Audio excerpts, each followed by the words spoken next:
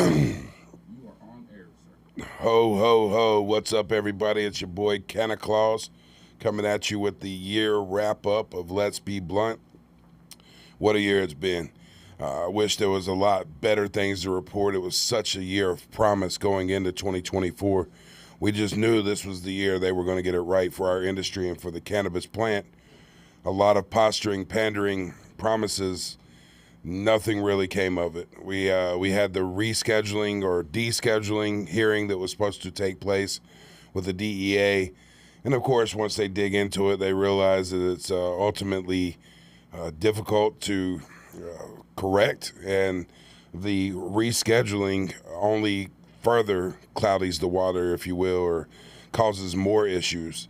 Where we're trying to work to a decriminalized plant free for adult use, rescheduling ultimately just makes it recriminalizes certain parts of this plant, and then so we had that going on. We thought we had hope in that movement, even though most of us did not want a rescheduling, at least some sort of movement away from Schedule 1 in the whole nation, when we have more than half the states now that are legalized in some kind of shape, form, or fashion. So again, 2024 was a lame duck year. We didn't get anything passed. It's ultimately been states' movements within whether they want to legalize recreationally with medical, have a hemp program, or ultimately try to ban all the above. It's still a very much so a mixed bag, not only in North Carolina, but across the country. What used to be a unified front in the cannabis industry is now divided amongst medical, recreational, and what we know as hemp. But ultimately, it's all the same plant. It all comes down to politics, policies, and who gets the money, who gets the tax money, who enforces it.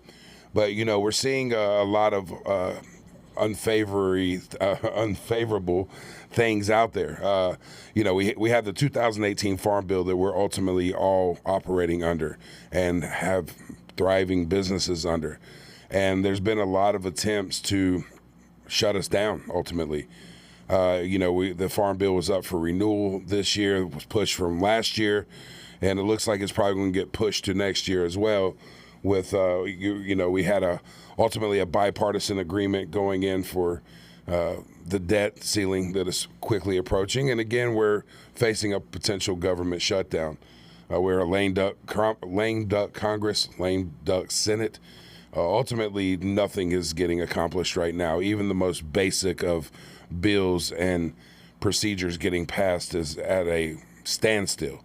And it's no different for our industry. When we were up for, changing or renewing the farm bill that makes us legal, Representative Mary Miller out of Chicago ultimately threw in language that would destroy our industry.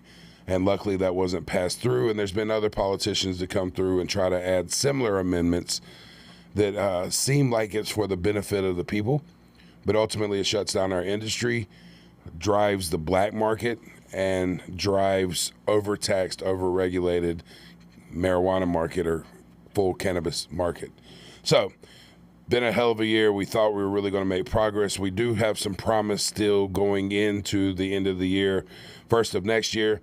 The Biden administration is already showing signals and made some moves to grant clemency to a lot of nonviolent drug offenders that were serving many, many years. A lot of them were serving out their years at home because of the CARES Act. It's good to see that. It's long overdue, and we're still just scratching the surface. Meanwhile, while this presidency is granting clemency, we're still seeing arrest over 200 to 300,000 people a year arrested for nonviolent cannabis offenses.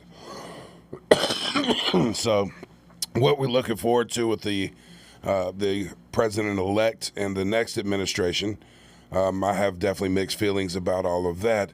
But at least for some cabinet picks, he had some pro-cannabis picks. Pro-cannabis, I wouldn't say pro-hemp. Including a DEA pick that ultimately was for decriminalization or rescheduling cannabis. But, he's ultimately has bowed out. So it's still kind of a mixed bag. There's some definitely people within that administration that want to shut us down. Historically, Republicans have not been friendly to our industry. But we're seeing some definitely movement, and with RFK potentially or possibly being part of the cabinet and Trump circles, we all know that he's looking for more holistic, natural remedies and medicines, including psychedelics. So, 2024, I don't know, couldn't say it's a win, but I also would say it wasn't a loss. We're still in business. We're still operating in North Carolina here. We're still trying to get House Bill 563 passed. That will ultimately protect us in this industry. Also kind of hold up some of the pillars we've all been begging for with testing, licensing, age gating to make sure minors aren't using these products or getting their hands on these products, and ultimately safety and regulation. And, we think that that's the play to legitimize us as an industry. And we're really working towards that in the state. Shout out to Leo Vantine, also J.D. McCormick with American Healthy Alternatives Association. They're fighting very hard in several states to keep what we're doing legal.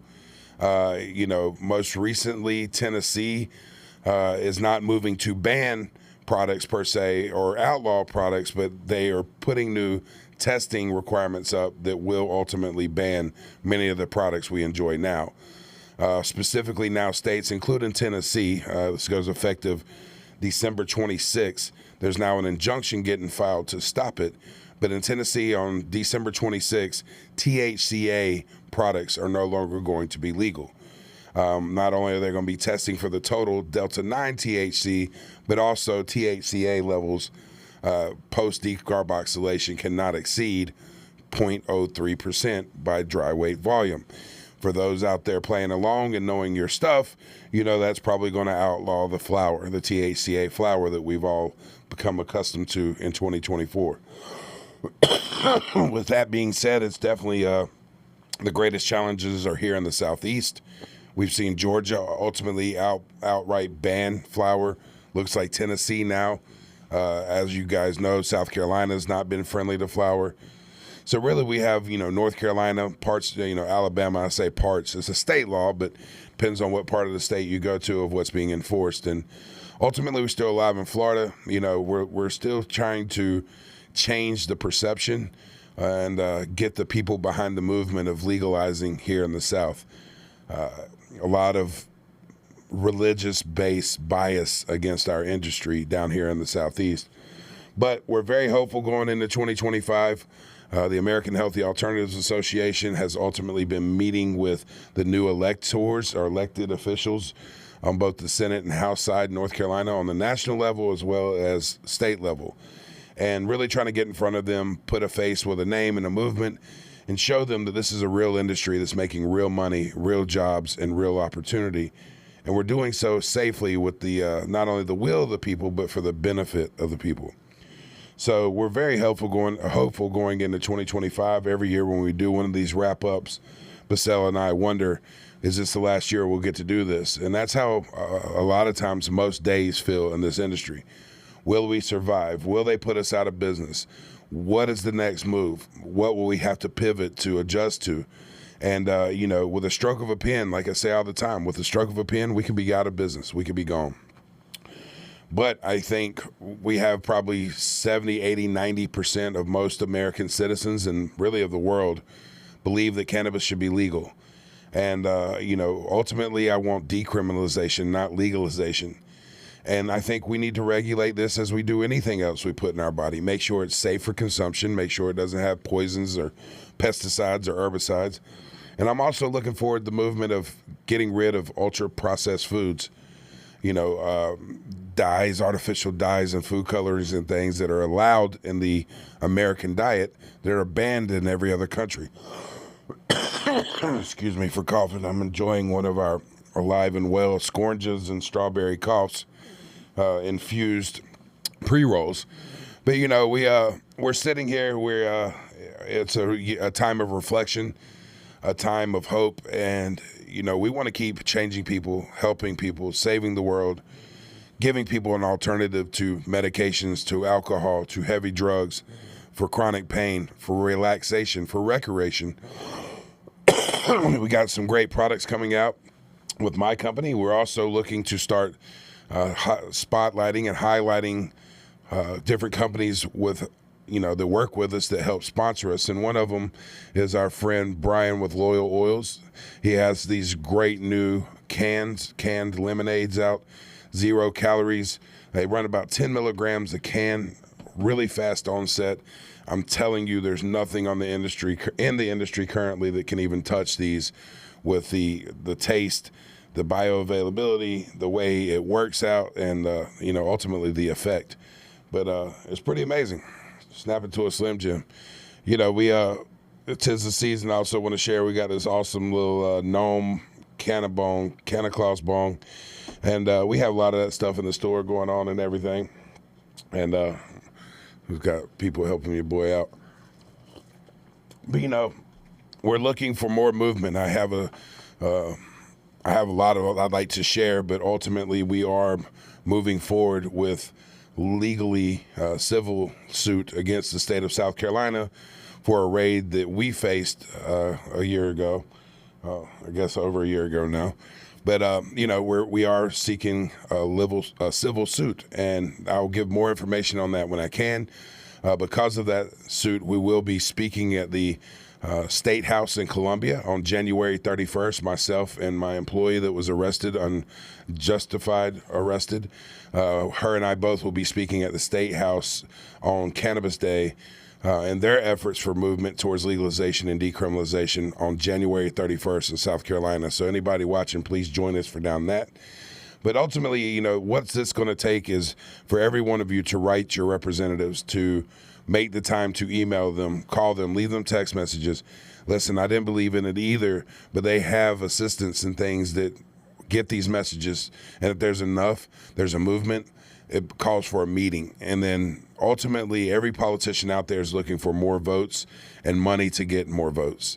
And that's what it comes down to. So if you show enough noise, make enough noise, have a squeaky wheel, if you will, they will pay attention. And we are working diligently with each and every one of them across party lines to get in front of them and tell them we are a viable industry. We're willing to pay whatever it takes in taxes to cover regulation and enforcement of what we do. But it's going to take each and every one of you and your voices and get proactive. There's no doubt in my mind, everybody watching this has lost someone near and dear to cancer, to Parkinson's, to Crohn's. I mean, you name it. Every disease out there that people have suffered through, whether taking their life or having to live with the disabilities, so many people are being helped by this plant. And the more we restrict access to this plant, it makes it more unsafe for the end user, and it makes the black market thrive.